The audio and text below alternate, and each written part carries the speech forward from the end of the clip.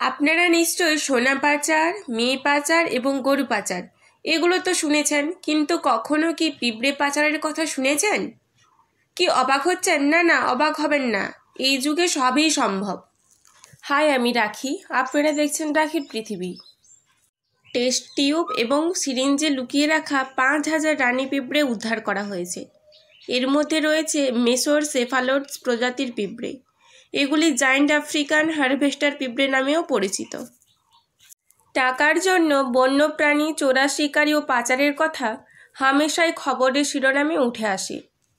সারা পৃথিবী জুড়েই বন্যপ্রাণী পাচারের চক্রের জাল ছড়িয়ে আছে। কিন্তু এটি এমন একটি প্রাণী পাচারের কথা উঠে এসেছে যা শুনলে চোখ কপালে উঠতে বাধ্য। এই পাচার চক্রের সঙ্গে জড়িতদের বয়স মাত্র 19 বছর। সম্প্রতি কেনিয়ার এক আদালতে অভিযোগ উঠেছে জ্যান্ত পিঁপড়ে পাচারের।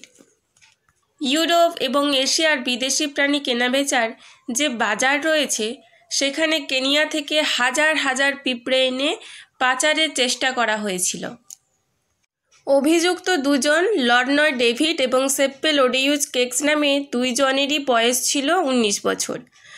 5 এপ্রিল কেনিয়ার নাকুরু কাউন্টিতে তাদের গ্রেফতার করা হয়েছিল।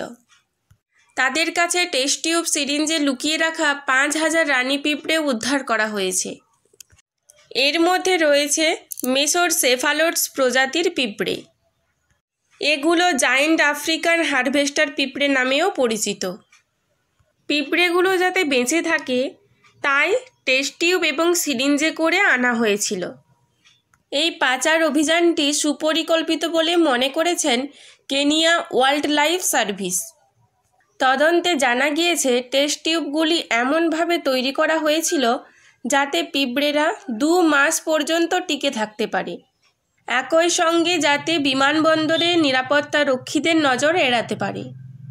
আদালতের নথিতে বলা হয়েছে যে 2,244টি বস্তা বন্দি প্রায় 5,000 রানী পিঁপড়ে আটক করা হয়েছে। এর বাজার মূল্য প্রায় 10 লক্ষ কেনিয়ান শিলিং বা ভারতীয় মুদ্রায় 6,66,000 টাকা। আদালতে অভিযুক্তেরা অবশ্য জানিয়েছেন তারা পাচার করার জন্য এগুলি নিয়ে যাচ্ছিলেন না, নিছক মজা করার জন্য পিঁপড়ে সংগ্রহ করেছিলেন।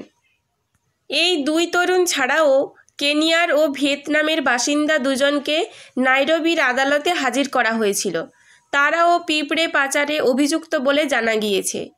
কেনিয়ার ওয়াইল্ড লাইফ সার্ভিস একটি বিবৃতিতে জানিয়েছেন, পিঁপড়ের অবৈধ রপ্তানি কেবলমাত্র জীববৈচিত্র্যের ওপরই যে প্রভাব ফেলছে তা কিন্তু নয়, এটি স্থানীয় সম্প্রদায় এবং গবেষণা প্রতিষ্ঠানগুলিকেও সম্ভাব্য পরিবেশগত ও অর্থনৈতিক সুবিধা থেকেও বঞ্চিত করে চলেছে।